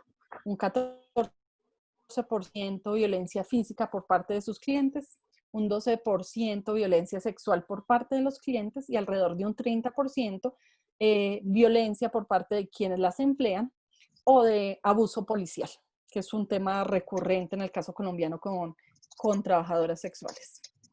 El siguiente tema, la siguiente alerta que plantea ONU Mujeres, asesinato de lideresas sociales.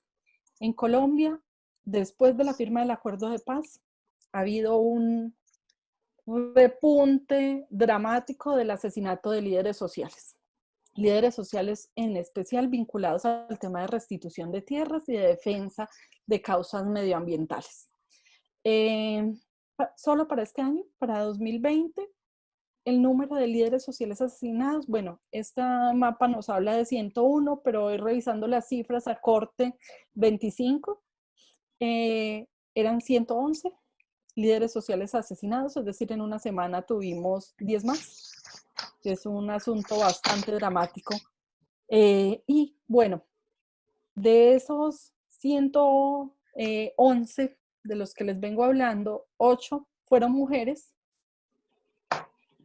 Además, no solo contra los líderes sociales, sino también contra sus familiares. Han sido asesinados también. El ataque también directo a de acuerdo de paz. Población desmovilizada en proceso de reinserción, y de ellos han sido asesinados este año, según Indepaz, que es nuestra fuente para esta información, 25 firmantes del acuerdo. De esos 25 firmantes, 2 fueron mujeres. Y durante el periodo de aislamiento han sido asesinadas 29 personas, entre ellas 2 mujeres y 27 hombres. Entonces, bueno, en Colombia el aislamiento realmente fue un escenario propicio para generar, como vamos a ver aquí, según la alerta temprana que plantea Defensoría del Pueblo, unas medidas más estrictas de control social por parte de los grupos armados ilegales. ¿Qué tipo de medidas? Alerta la Defensoría del Pueblo. Paula, tenemos un minuto, Paula, por favor. Sí, ya está la última diapositiva, no te preocupes. Sí. Normas en materia de control de precios, control de víveres, vías y normas de suministros médicos y alimentarios, incineración de vehículos que no cumplen las restricciones de movilidad, amenazas y desplazamiento forzado incluso a portadores de COVID porque los consideran una amenaza en los territorios. Una alerta fundamental el tema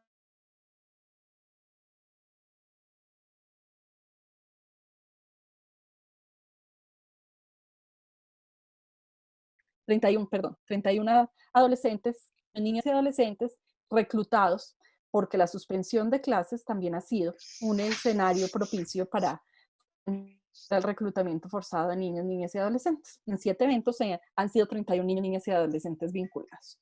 Entonces, pues, cerrando esto, pues nuestro panorama no es muy alentador. Bueno, pues, sin duda, el tema de violencia contra la mujer, de violencia familiar, pues no es un tema que solamente pues esté presente en México, es un tema mundial. Sin embargo, sí considero que en Latinoamérica hay patrones específicos de cómo se conforma este tipo de violencia. Principalmente, pues, desde el punto de vista cultural, compartimos muchas cosas, y una de ellas también tiene que ver con el rol que tradicionalmente se le ha adjudicado al hombre y a la mujer, y que es un elemento cultural que pesa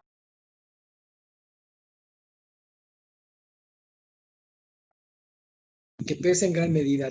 Y vamos a pasar a la segunda parte de nuestro conversatorio. Tenemos varias preguntas del público, pero quiero yo hacer una mención antes de continuar. Los que nos vieron en el conversatorio pasado estuvieron aquí escuchando al doctor Martín Gabriel Barrón Cruz, el profesor investigador del Instituto Nacional de Ciencias Penales. Lamentablemente está hospitalizado y requiere de donantes de sangres o de plaquetas. Quien esté en posibilidades de poder hacer una donación, o quien conozca a alguien que pudiera apoyarnos para poder llevar sangre o plaquetas para el doctor Martín Barrón, pues les vamos a agradecer mucho.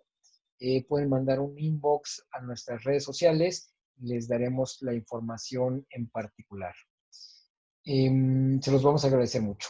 Bueno, pues vamos a continuar con nuestra dinámica. Tenemos muchos comentarios que nos han venido dando en la audiencia.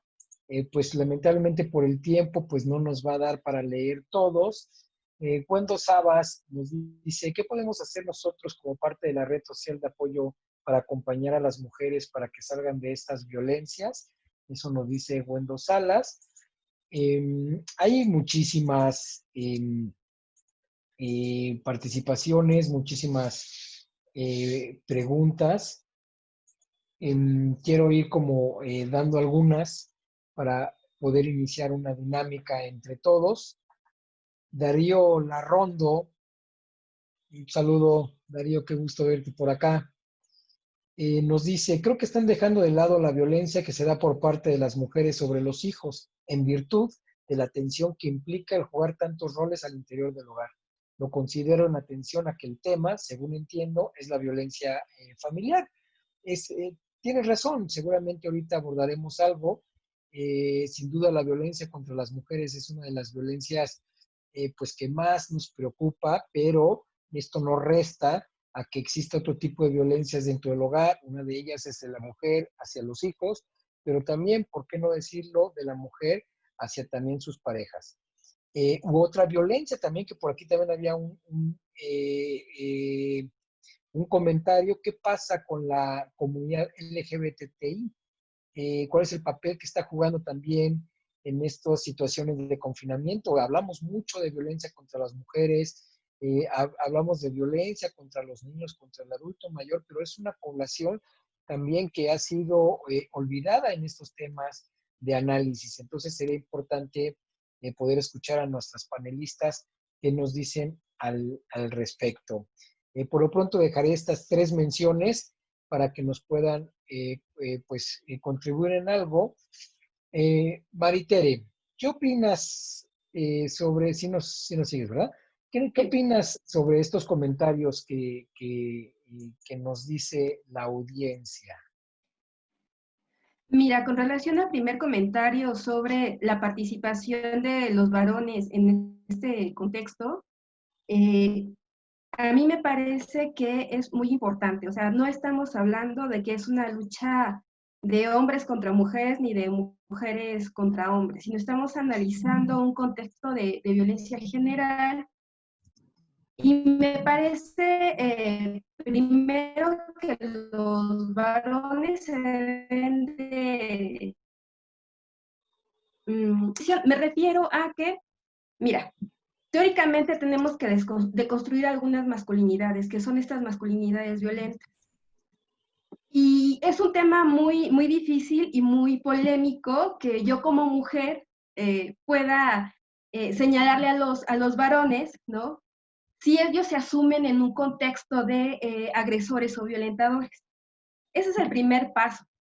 Y hay muchas maneras de identificarlo.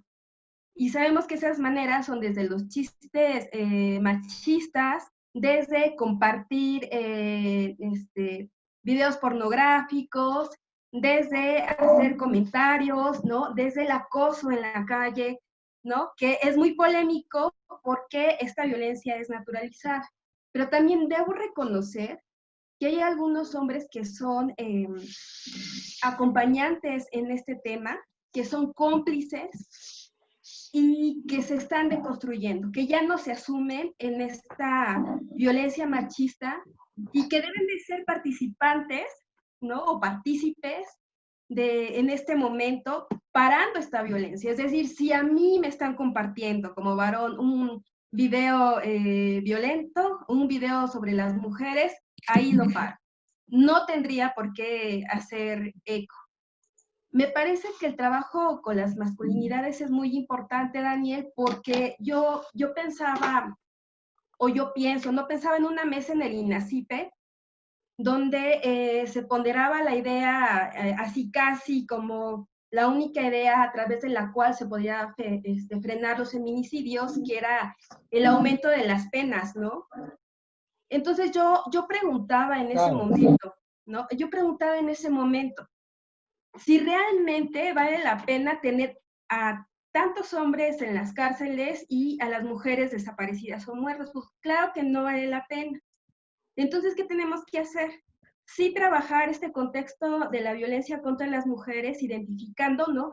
presentándole estos contextos para que se identifiquen y también puedan hablar acerca de esto, salgan de este contexto, pero por otro lado, a la par y tratando de hacer un equilibrio, me parece bien importante trabajar las masculinidades. Creo que ese es un tema relevante y que estos hombres que tienen una masculinidad no violenta, como lo señala ONU Mujeres en un documento, pues deben de ser partícipes para frenar esta situación. Hay hombres, hay cómplices que acompañan, que ayudan a salir, ¿no? Que llevan todo este proceso, pero que al mismo tiempo ellos mismos conforman asociaciones o conforman grupos donde pueden trabajar, pues, la propia violencia. Eso es con relación a la primera pregunta.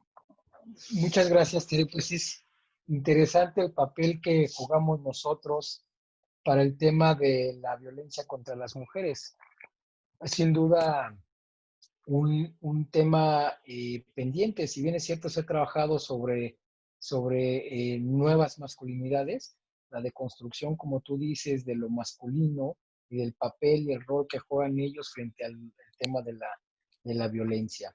Ya tenemos otra vez la conexión con Paula para que, pues, te perdimos abruptamente, Paula.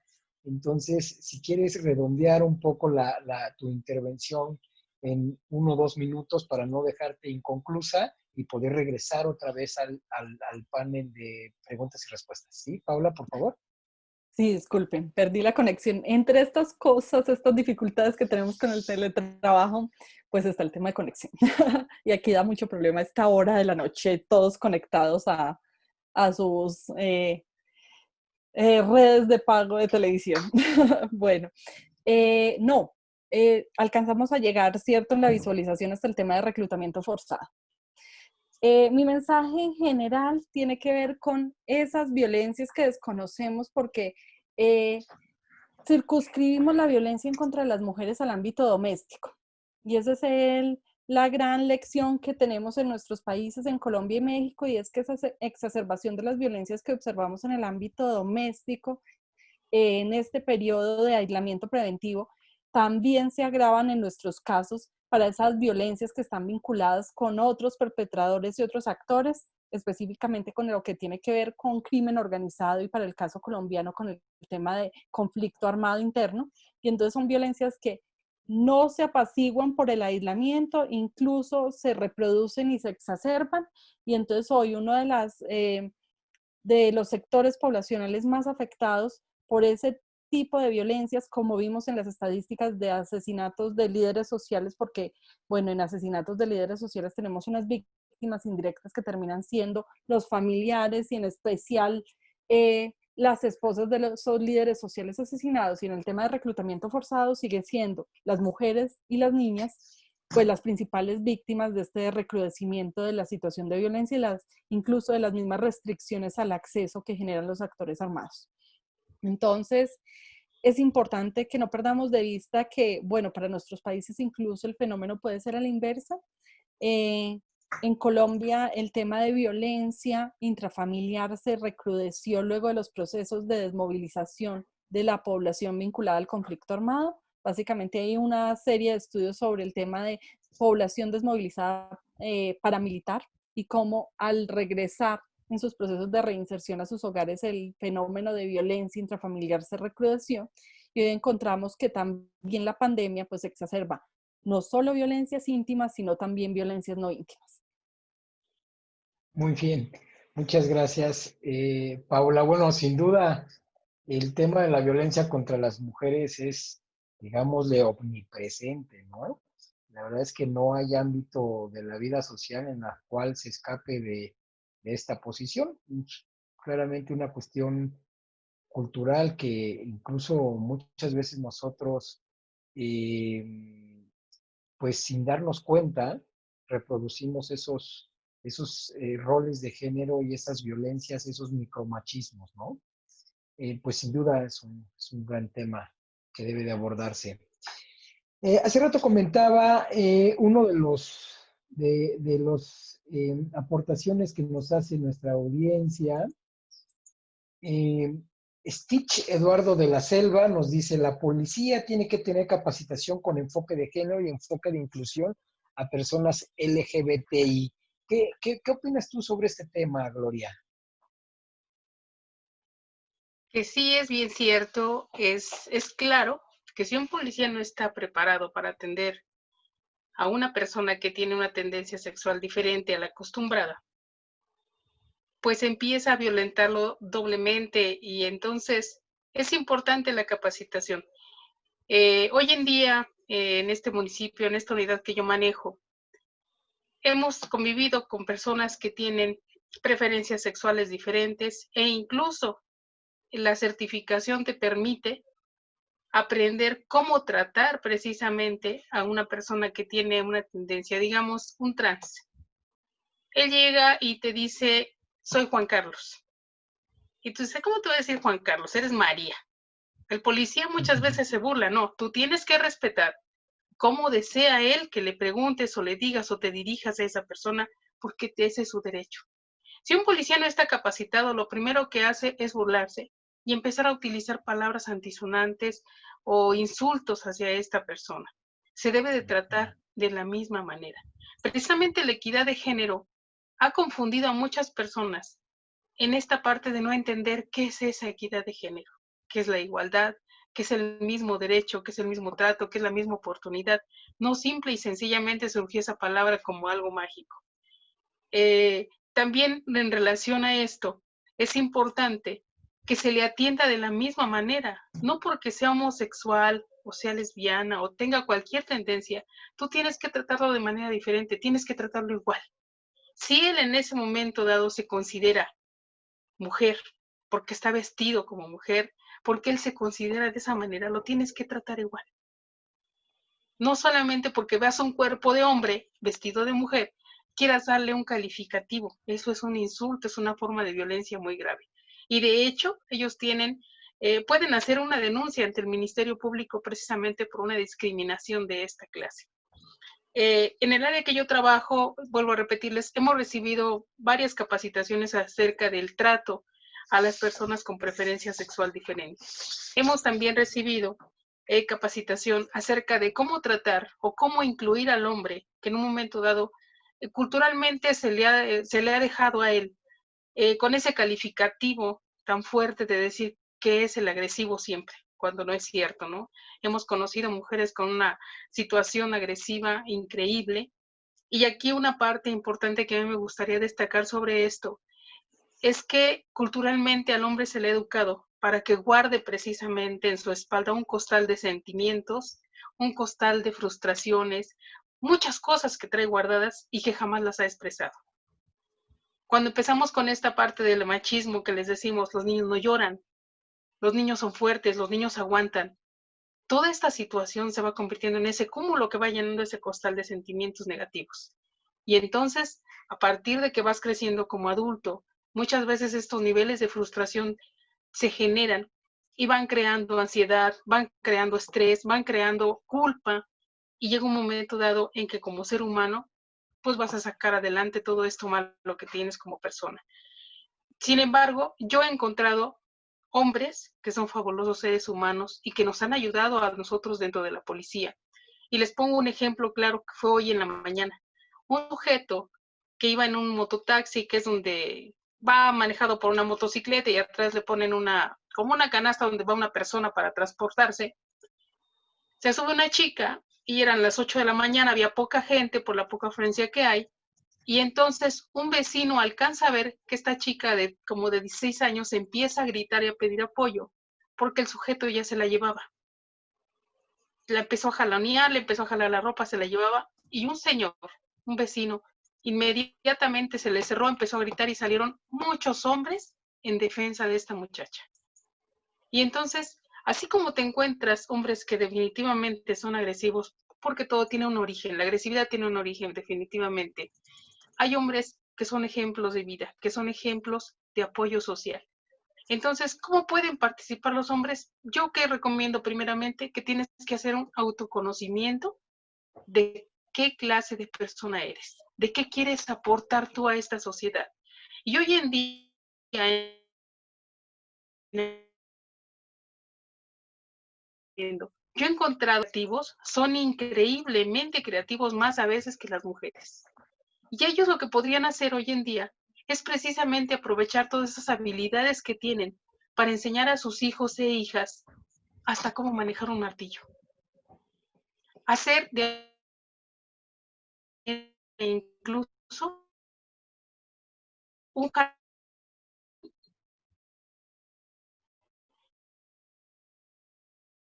en bote. Ellos hacer muchas cosas. También la incluye, los excluye. Si ellos quieren participar en la comida, la y dice, no, tú no sabes participar. En el trabajo que tenemos como sociedad de vida, muchas necesidades, porque yo les puedo decir que hay señoras que incluso no tienen, sí podemos lograr de alguna manera tener una tranquilidad en casa más sana, y cuando sentimos que las cosas ya están fuera de y ya saliendo de cauce, pues tenemos que salir y las autoridades. No podemos seguir con este miedo, porque el miedo definitivamente nos va a acabar. No podemos naturalizar la violencia, porque no es algo con lo que podamos vivir como si fuera nuestro alimento diario. Y si es bien cierto, si ves a una autoridad que es un policía y tú ves que está haciendo un mal actuar, hay que denunciarlo. Jamás guardar silencio. Esa sería mi recomendación. Muy bien, muchas gracias. El tema de la violencia familiar, o sea, no solo la violencia contra la mujer, sino la violencia familiar, pues es un tema que, como ustedes saben, está incrustado en un proceso de naturalización, como tú lo decías en tu intervención hace un rato, en donde la cultura y los procesos sociales juegan un papel pues muy importante.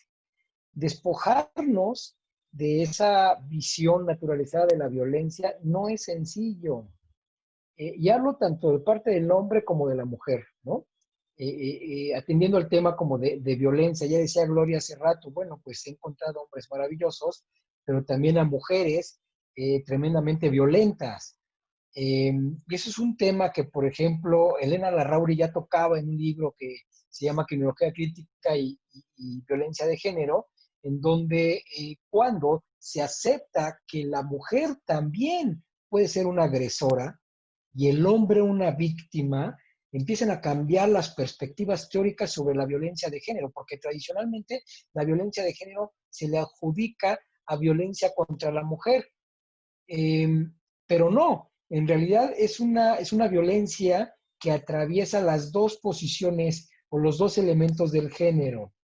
A través de una visión de seguridad humana y de una visión de, como yo sé que es tu formación sobre prospectiva, ¿cómo podríamos nosotros analizar el tema de este tipo de violencia a la luz del contexto del COVID?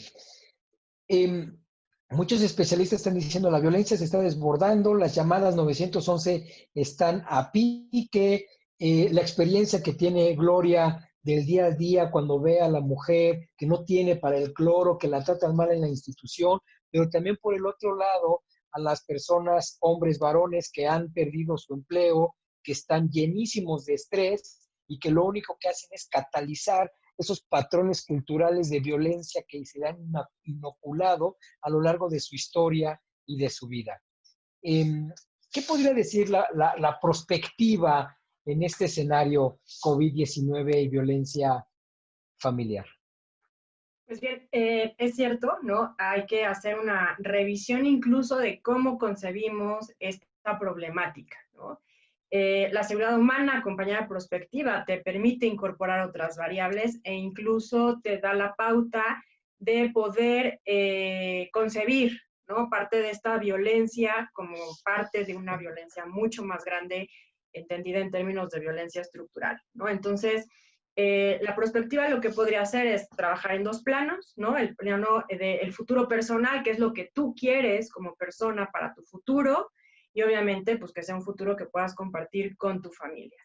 Y a nivel de comunidad, a nivel de colectivo, ¿qué tipo de futuro queremos, por ejemplo, los mexicanos? Y a lo mejor compartirlo con los colombianos, porque bueno, tenemos ahí algunos escenarios similares.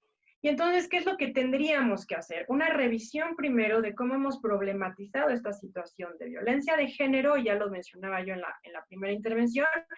Me parece mucho más acorde hablar de género y violencia, y entonces así no excluimos violencia de mamás contra hijos o de grupos sociales contra los miembros de la comunidad LGBT, ¿no?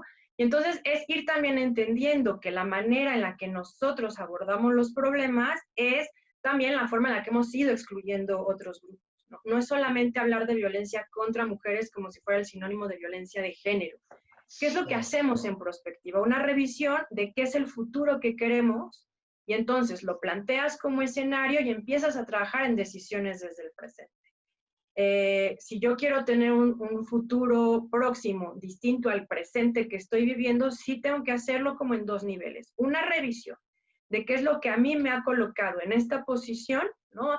A lo mejor de subordinación, a lo mejor de dominación, en caso de que sea el caso. Y entonces, más allá de apostarle a una capacitación en perspectiva de género, sería un tema de sensibilización, de que el trato que le tengo que dar al otro no tiene nada que ver con su orientación, preferencia sexual, género, identidad, ni mucho menos, y tampoco tiene que ver con edad, con ninguna de estas características que luego le ponemos a las personas y así denominamos los fenómenos, sino con el trato digno al otro. Y entonces, ¿qué es lo que hago? Si quiero un mejor futuro, bueno, ¿qué es la parte que sí me corresponde, la parte que sí puedo realizar, ¿no?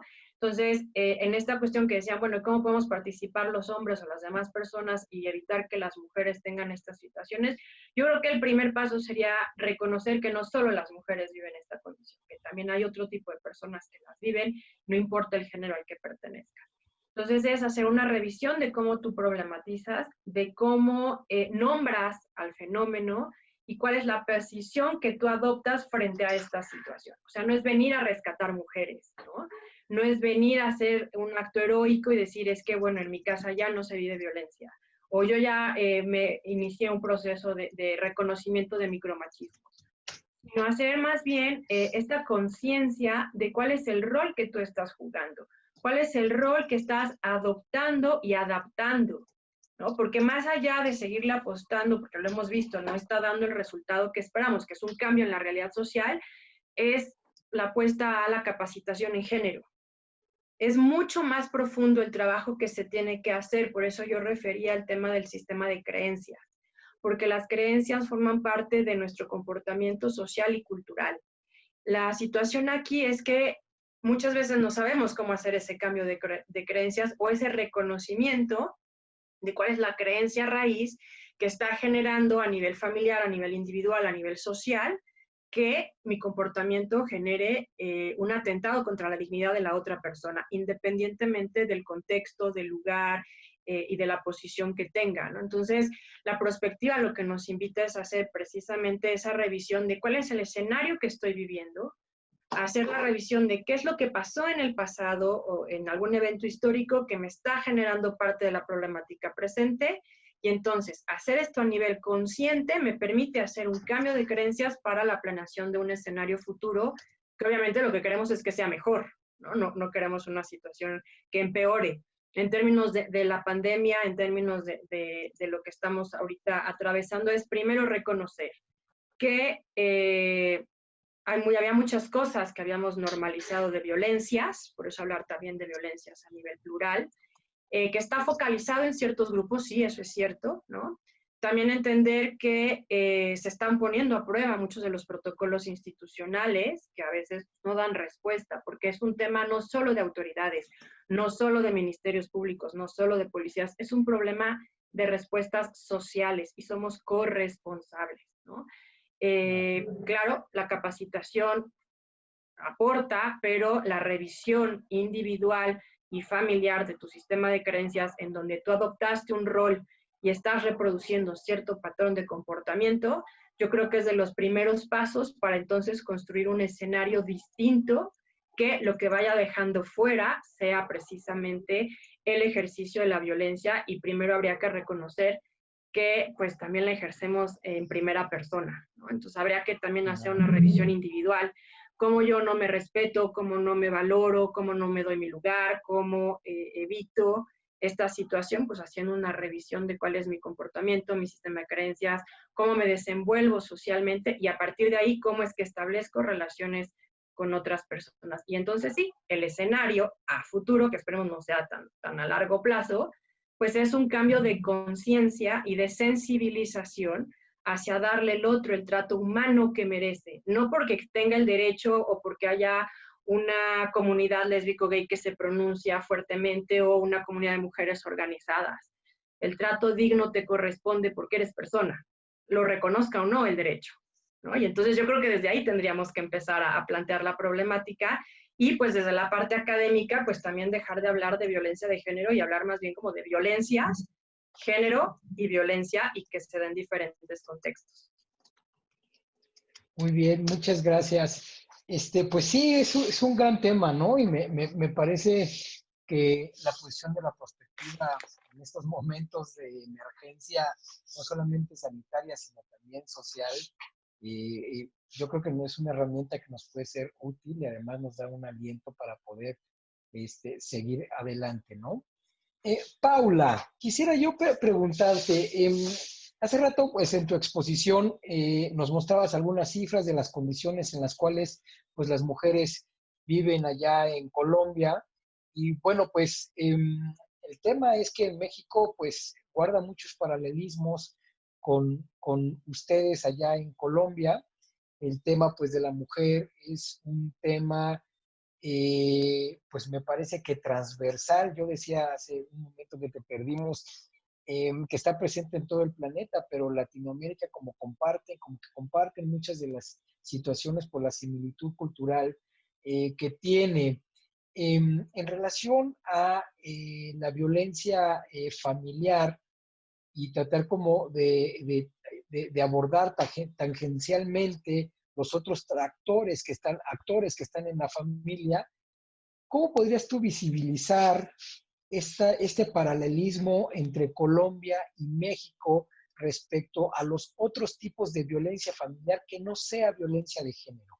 Ante esta situación, los niños que nos preguntaban hace rato, la comunidad LGBTI, los adultos mayores, porque si bien es cierto, pues el tema central que hemos abordado es el tema de violencia contra las mujeres, pues también en el confinamiento, pues hay otros actores que están, digámosle, sufriendo estos escenarios de violencia de género. Si el papá ya le pegó a la mamá, pues los niños están presentes, están en medio.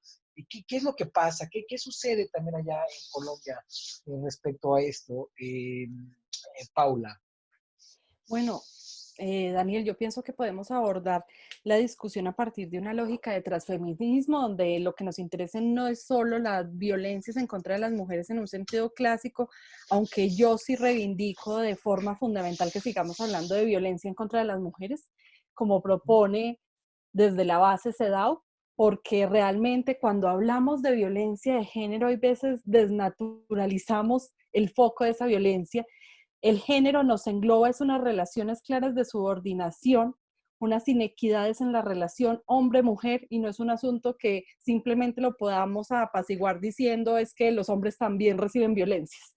En el caso colombiano, en el caso de conflicto armado, ha sido totalmente evidente, y pues la misma Corte Constitucional colombiana, que en su momento hizo unos pronunciamientos muy importantes en materia de activismo judicial, reconoció los riesgos de género que habían en el marco del conflicto armado y la relación de inequidad constante que se exacerba en situaciones de violencia. En el caso nuestro, en casos de conflicto armado, que fue el pronunciamiento inicial, pero bueno, también en situaciones de violencia criminal. Pero desde una lógica de transfeminismo, pues también podemos reconocer que se ejercen violencia sobre otras minorías que encuentran una situación de subordinación por otras razones, por su grupo etario. Entonces ahí encontramos niños, niñas, adolescentes. Por su orientación sexual o de género, encontramos población LGTBI, por su raza, por su etnia, que en el caso colombiano, por ejemplo, entonces Correcto. hoy la violencia contra grupos étnicos y la violencia contra población afrocolombiana se ha intensificado notablemente. Y bueno, no teníamos tiempo para todas las cifras, pero el fenómeno de desplazamiento y confinamiento, que son dos fenómenos que van en paralelo, población que se tiene que movilizar por la violencia, población que queda confinada por la violencia de los actores armados, en Colombia se ha recrudecido en este periodo de pandemia, por lo que hablábamos de esas medidas de control social que están estableciendo los grupos armados, a los cuales pues en su control social se le ha sumado el tema de COVID. Entonces, en el caso de esa lógica de transfeminismo, pues encontramos múltiples violencias al interior del hogar sobre esas poblaciones que tienen una relación de subordinación en un modelo patriarcal, ¿sí? Y ese modelo patriarcal es el que nos ha permitido que se configuren unas violencias culturales que legitiman las violencias frente a grupos de población determinada. Grupos de población que no lo hablamos mujeres como un genérico, sino mujeres como un grupo totalmente heterogéneo, y en el caso latinoamericano esa es la gran experiencia que nos ha regalado el análisis feminista latinoamericano y sobre todo los feminismos negros, ese reconocimiento de las múltiples intersecciones que encontramos en las mujeres latinoamericanas. Y entonces incluso nosotras pues estamos hablando hoy desde una posición de privilegio, porque somos unas mujeres que tenemos acceso a unas condiciones que en la mayoría de nuestros países las mujeres no tienen acceso. Y entonces la situación, el análisis del tema de las violencias de género generadas por la pandemia no son las mismas que podemos encontrar en mujeres urbanas de clase baja, ni en mujeres campesinas, ni en mujeres afro, ni en mujeres indígenas, y en nuestro caso colombiano realmente el análisis ha sido genérico. Hemos desconocido las diferencias que tenemos en materia de clase, de raza, de etnia, de edad, de incluso ciclo vital, porque también las mujeres adultas mayores, en el caso colombiano, y tenemos una discusión muy fuerte sobre el tema de confinamiento de adultos mayores, y entonces el Estado ha determinado que mayores de 70 años tienen una política más restrictiva de confinamiento y que se va a prolongar por más tiempo. Y hay una discusión hasta dónde podemos tener entonces a la población adulta mayor confinada más tiempo que el resto de la población sin vulnerarle sus derechos. Entonces, es un asunto que se tiene que abordar de forma diferencial. Necesitamos reconocer esas diferencias que tenemos en nuestros entornos. Lo que hablaba María al inicio de la conversación, nosotros tenemos un proyecto de Derecho a la Ciudad. Yo me encargo del tema de seguridad humana en el proyecto de Derecho a la Ciudad. Y bueno, me interesa mucho el tema de violencias urbanas, pero sobre todo violencias directas. Pero en esa lógica, hoy teníamos una preocupación sobre el tema de habitabilidad. En nuestros países latinoamericanos, la habitabilidad no tiene solo referencia al entorno arquitectónico y a la vivienda como se lee desde Europa, sino que para el caso latinoamericano pesa mucho la habitabilidad externa. Es decir, la gente hace su vida en muchos casos más al exterior de la vivienda que al interior, por las condiciones que tenemos tan precarias en materia de vivienda. Entre muchos asuntos, el tema, por ejemplo, de hacinamiento. Hoy que le estamos negando la posibilidad a esa población de las periferias de nuestras ciudades de hacer uso de esa habitabilidad externa, ¿cómo se está produciendo la satisfacción de necesidades de esa población que dentro de su vivienda realmente no encuentra la respuesta a sus necesidades humanas, y entonces pierde también el acceso a los beneficios que le da el entorno, que le da el espacio público, que le dan las infraestructuras urbanas?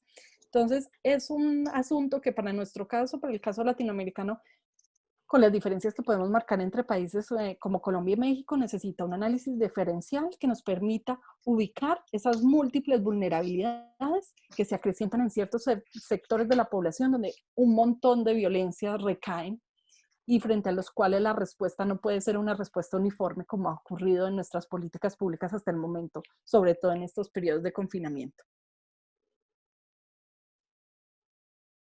Muy bien. Fíjate que es interesante esta perspectiva de cómo estar incluyendo estas diferencias, ¿no? La violencia de género específicamente, pues atraviesa por una serie de discriminaciones apiladas. ¿no? En Claro. tanto raza, en tanto género, en tanto etnia, en tanto condición de clase social, etcétera, ¿no? Son como diversas pues situaciones que van sumando a una general de violencia específica. Se nos ha terminado el tiempo. Ya vamos cerrando ahí comentarios que ya no nos da tiempo poder abordar. Quisiera yo que iniciáramos contigo, Maritere, por una conclusión de 3 minutitos. Si tienes alguna propuesta para poder dar el tema, estaría estupendo. Maritere, te escuchamos. Y bueno, pues pensar que esta violencia contra las mujeres, pues es una violencia de la cual en este momento de pandemia, pues podemos aprender muchas cosas, ¿no? Porque es donde más se visibilizan las desigualdades y entonces podemos retomar muchas cosas. Con relación al tema que yo abordé, que tiene que ver con desigualdad y desarrollo de capacidades en el caso de las mujeres, quisiera apuntar algo que podría llevarnos hacia un empoderamiento. Esto generalmente lo aplico cuando trabajo con niñas o con mujeres en pequeños talleres, en comunidades, porque es ahí donde, bueno, nos podemos nutrir acerca de toda su dimensión, ¿no? La dimensión que ellas viven. Entonces yo platico con ellas acerca de todo el enfoque que se ha tenido hacia la autoestima, pero no hemos pensado acerca de la autoeficiencia. La autoeficiencia de las mujeres es un punto, me parece que es muy importante porque la autoestima, aunque tiene otros contextos en psicología, me parece que se enfoca al valor del propio ser. Pero cuando hablamos de autoeficiencia, estamos desarrollando una capacidad muy importante, es una habilidad.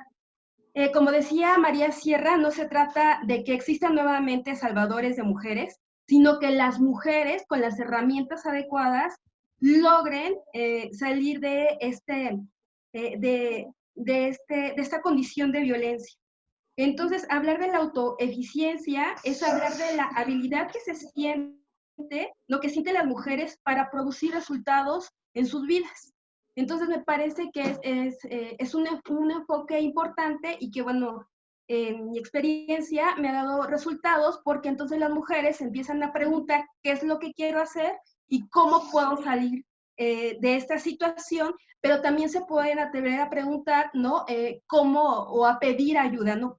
No es diferente llegar y decirles, yo te ayudo, a provocar que ellas nos digan a nosotras, quienes trabajamos, o a nosotros quienes trabajamos, cómo las ayudamos, pero siempre generando capacidades y esto significa ayudarlas para que ellas se ayuden solitas y con eso cerraría. Muy bien, muchas gracias.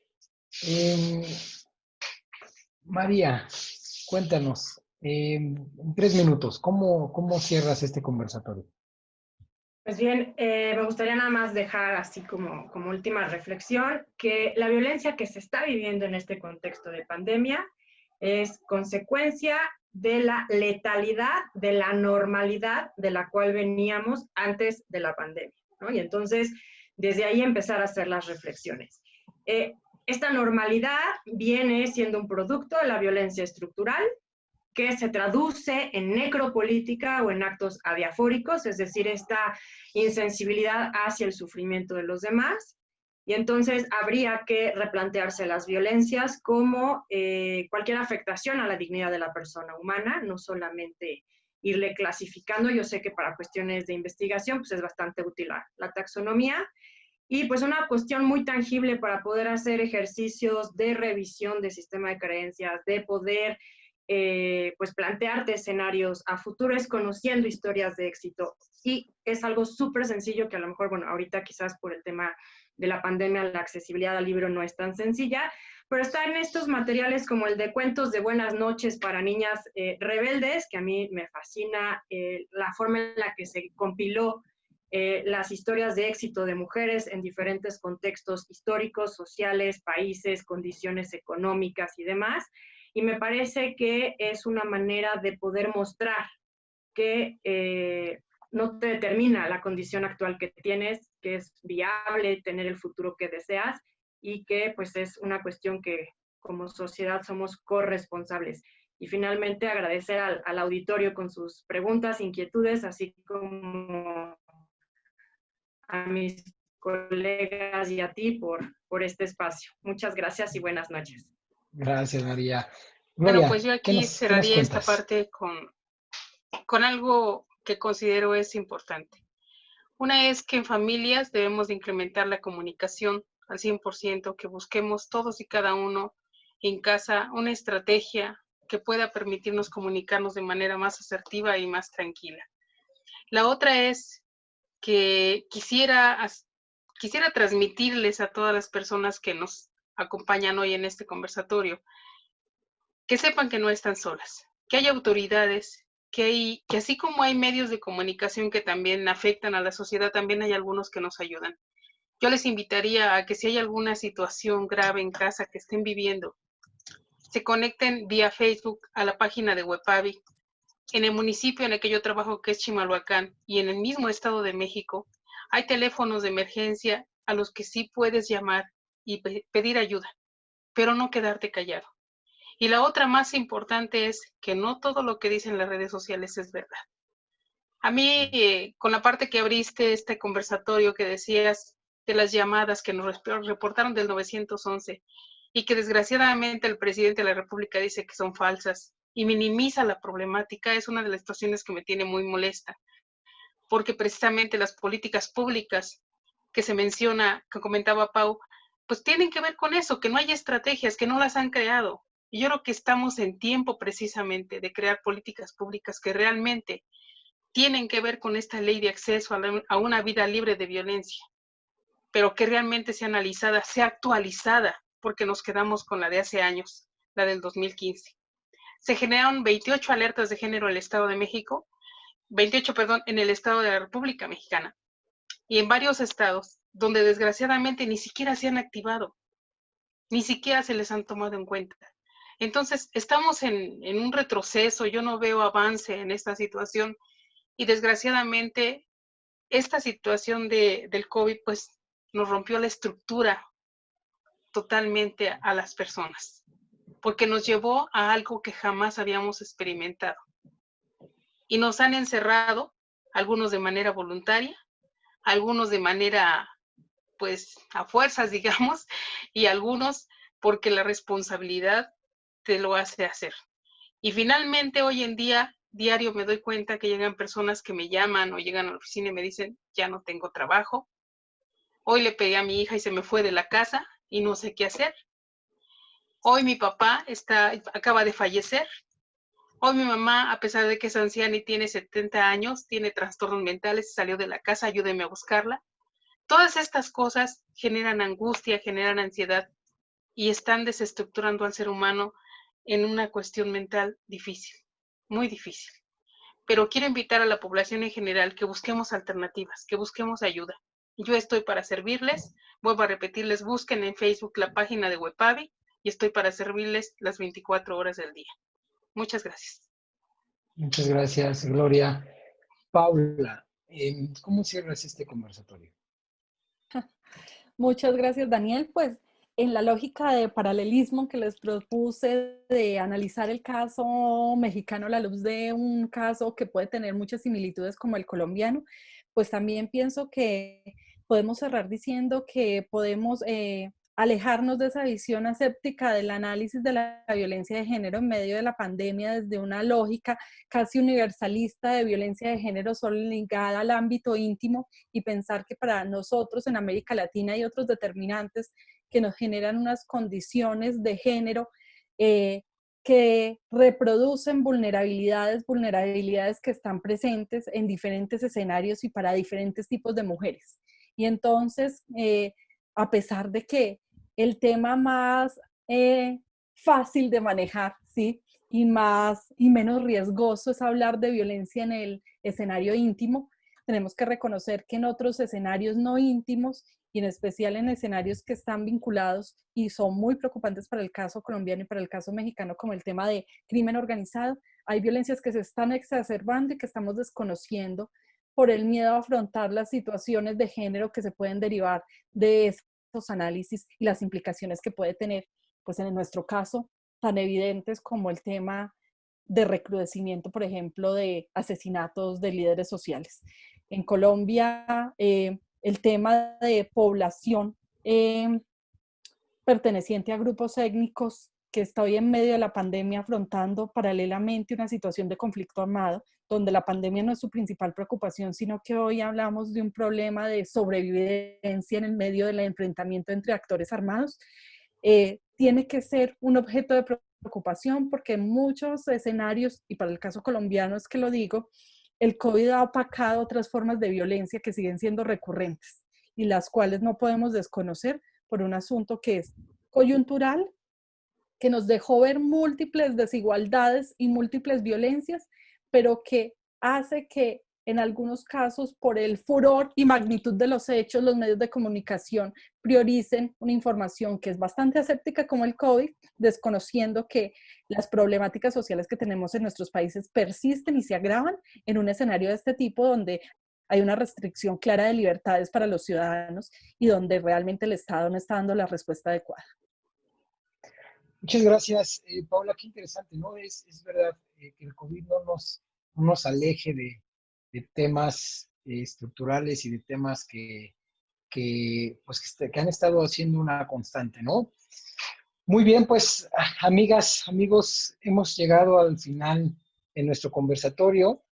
Una vez más, les agradecemos el que estén presentes aquí con nosotros y, por supuesto, a las panelistas que, además de ser amigas, pues son grandes profesionales en sus ámbitos de especialidad. Les doy verdaderamente mi agradecimiento por dejarlas escuchar.